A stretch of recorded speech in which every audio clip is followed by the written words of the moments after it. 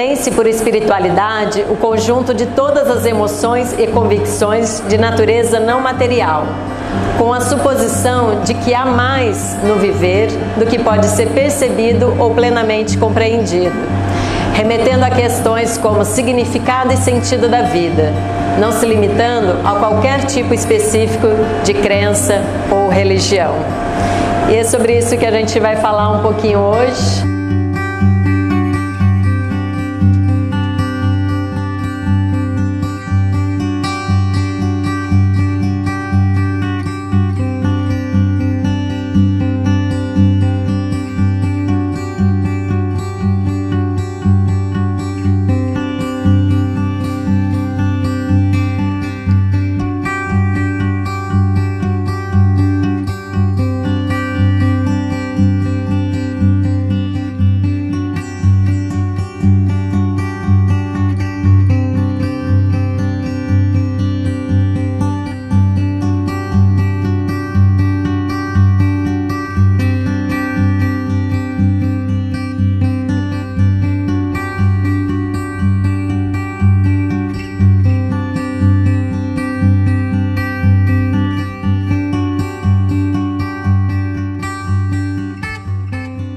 Uns dizem que Deus é uma ciência e outros dizem que a ciência pode ser uma religião.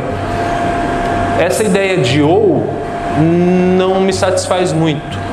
É como a Gisele disse no início, eu acho que o pensamento hoje é não excluir, mas sim juntar, né? Eu acredito que as duas coisas, tanto ciência quanto religião, não só podem, como devem e estão caminhando juntas. E o nascimento da medicina, ele é, sem sombra de dúvida, paralelo ao nascimento da espiritualidade.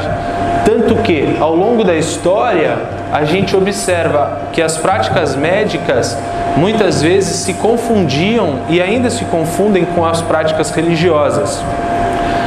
Esse é o deus Lua do Egito, que também era o deus da cura. Então percebam, como lá no Egito Antigo, a medicina não era apartada da religião, né? Nós entendemos a medicina e a religiosidade ou a espiritualidade como duas irmãs gêmeas, que nascem no mesmo momento e caminham juntas até um certo momento da história, quando elas são separadas, e nós vamos ver isso logo logo. Então, no Egito Antigo, as populações indígenas, no geral, têm práticas médicas ou de cura ligadas à prática religiosa, e mesmo na sociedade ocidental, né, aqui a gente tem uma imagem de uma trepanação, que era uma perfuração do cérebro, muito utilizada na Idade Média como cura para doenças psiquiátricas. E a gente vê que o médico aqui usa um chapéu que aponta para o alto, para receber as orientações divinas, né? Então, o que eu quero mostrar com isso? Que a medicina e a religião ou a espiritualidade, elas sempre andaram juntas, né, ao longo da história. Até que momento? Até o momento em que surge um método chamado cartesianismo, mais ou menos no século XVII. E foi nesse momento da história da ciência que a gente tem essas duas irmãs gêmeas apartadas, separadas. De um lado passa a caminhar a espiritualidade e evolui ao longo dos anos. Do outro lado, num outro caminho, passa a caminhar a medicina e também evolui, mas sem diálogo. Dalai Lama com frequência reconhece a importância da ciência. Einstein reconheceu a importância e a presença de Deus. Então, percebam que mesmo caminhando separadamente, muitas vezes, em alguns pontos, elas se tocam. Quem é que dá a mão para uma e dá a mão para outra? E estabelece essa necessidade das duas caminharem juntas. É justamente quem está no meio dessa relação, que é quem? O paciente. No momento da aflição, no momento da vulnerabilidade, é que a gente clama a Deus, não é? Quando a gente recebe um diagnóstico não muito favorável, a primeira coisa qual é? Qual é a frase? Ai, meu Deus, essa espiritualidade, essa centelha divina que existe dentro de cada um, ela é extremamente importante para os processos de cura. Quem não conhece alguém que já disse assim: nossa, eu tinha um tumor, fiz uma cirurgia espiritual, cheguei no médico, o médico pediu uma nova ressonância e falou: sumiu. Todos conhecemos, né? Nossa, eu tinha um problema sério, iniciei um processo de terapia integrativa, yoga, floral, desapareceu. Não é verdade? Mas de onde vem isso? Isso hoje é aceito pela ciência? A medicina hoje está reconhecendo, admitindo a importância da espiritualidade no processo de cura. Eu apresento aqui para vocês o Dr. Harold Koenig. Esse cara, esse médico, ele é da Universidade de Duke, nos Estados Unidos, da Universidade do Texas e da Universidade da Califórnia.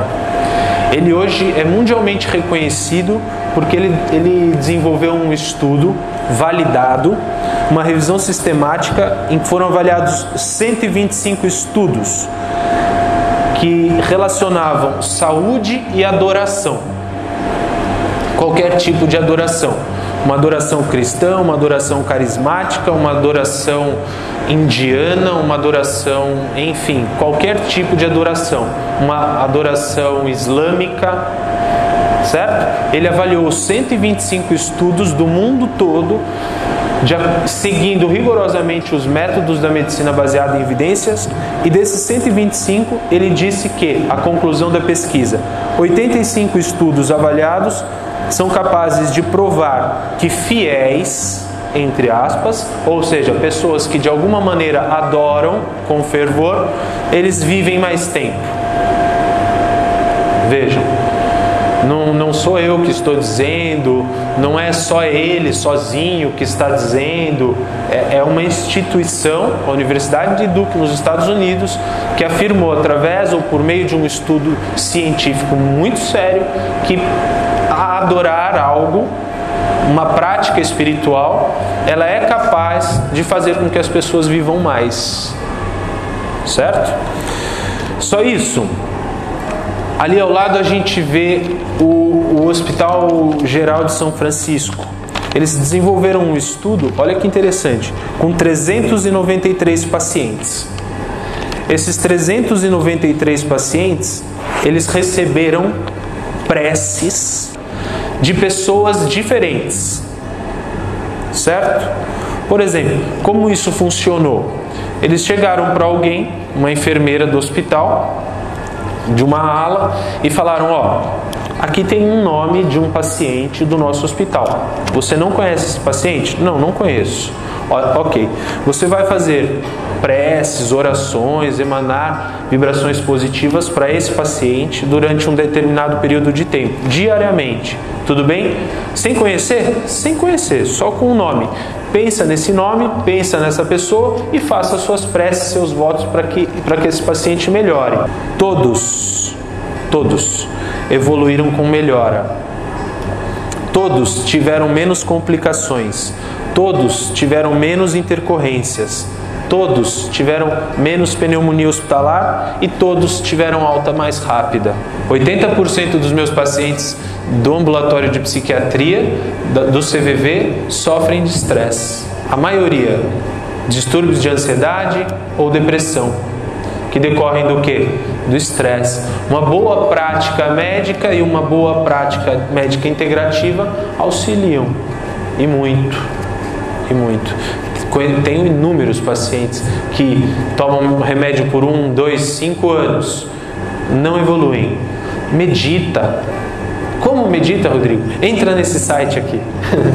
Eu melhor.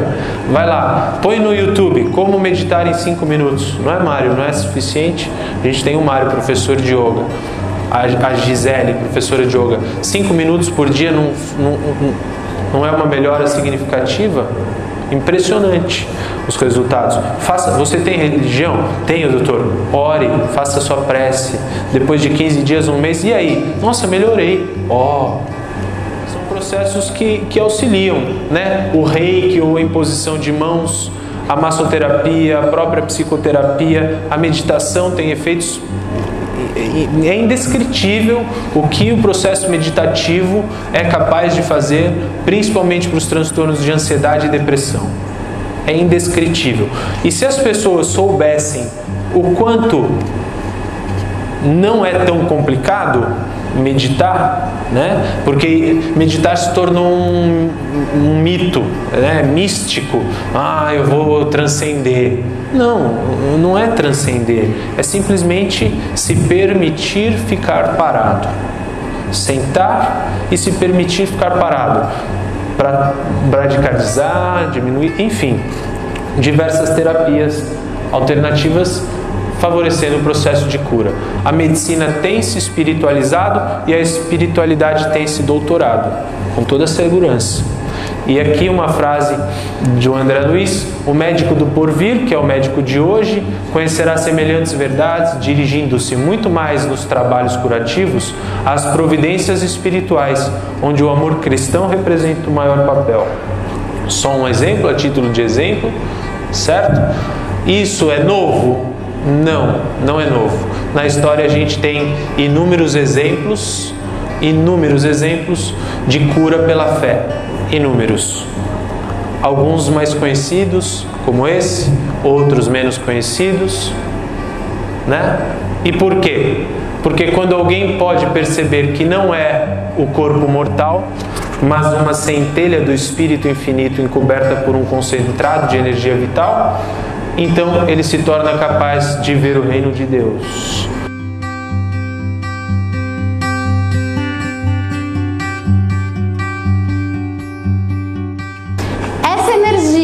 Pensando em frequência, pensando em energia, pensando nas ondas.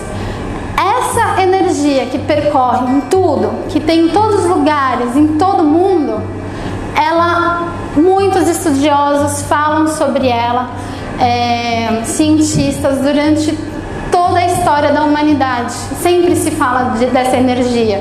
E ela pode ter diversos nomes: prana, éter, orgone, chi, id, Ed, Ki, né? Tudo isso, bioplasma, luz astral, tudo isso é essa energia universal que existe, né? Que é o que conecta todo mundo, né? Então, quando você, por exemplo, ora, você está entrando nessa energia. E essa energia, ela chega até outra pessoa, por quê? Porque está tudo conectado. Tudo faz parte. Tá tudo junto. Então, que nem você tá lá em casa pensando no fulano, daí fulano te liga e você fala: pô, eu tô falando com você, tava pensando em você, você me liga. Por quê? Porque a gente tá todos conectados. Nós somos vibrações, a gente está vibrando. A gente só entende quem nós somos porque o nosso cérebro, ele capta essas vibrações e transforma toda essa vibração que a gente está vendo em forma, em cheiro, em cor, em luz, em tudo. Tudo que a gente conhece é codificada pelo cérebro, que nem a televisão. A televisão, ela capta as ondas e lá o aparelhinho lá da televisão mostra pra gente a imagem e mostra o som pra gente conseguir entender o que está acontecendo. É a mesma coisa do cérebro. Ele capta essas vibrações e a gente consegue ver a textura, o cheiro, tudo mais. É tudo vibração. Essa rede, ela é totalmente sensível ao som, ao toque, à luz, à cor. Então, por isso que a cromoterapia funciona. Por isso que quando você está lá e está trabalhando com cristais e pedras, elas funcionam. Porque tudo isso vibra. E ele, quando entra em contato com o teu campo energético, ele vai vibrar também e vai corrigir e vai tirar os desbloqueios que estão nesse campo energético. Esse campo de energia, ele é totalmente inteligente e ele tem autocura. Ele consegue entender o que você precisa e ele consegue refazer, como se ele tivesse os nossos remédios, ele tivesse dentro dele mesmo. Só que a gente começa a criar bloqueios né, nesse campo de energia, a gente começa a criar bloqueios, distorções, acúmulo de energia, que nem a gente está muito no mental. O que acontece? A gente traz a energia toda aqui para cima e daí a gente começa a ficar esgotado. Por quê? Porque não tem energia embaixo. Como que a gente vai conseguir se manter se a energia está toda para cima e embaixo não tem nada? A gente precisa estar sempre. E daí o que acontece? Quando a gente começa a criar esses bloqueios, essas distorções energéticas, a gente começa a fazer com que essa comunicação do que a gente precise, dessa autocura que a gente tem, comece a ficar um pouco mais difícil de acontecer, ficar mais lenta. E aí a gente começa a adoecer.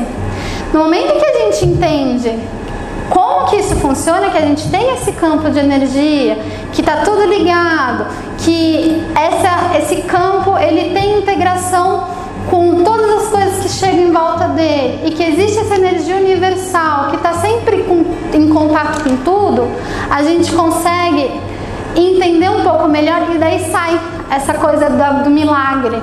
Nossa, aconteceu um milagre. Não, é tudo energia.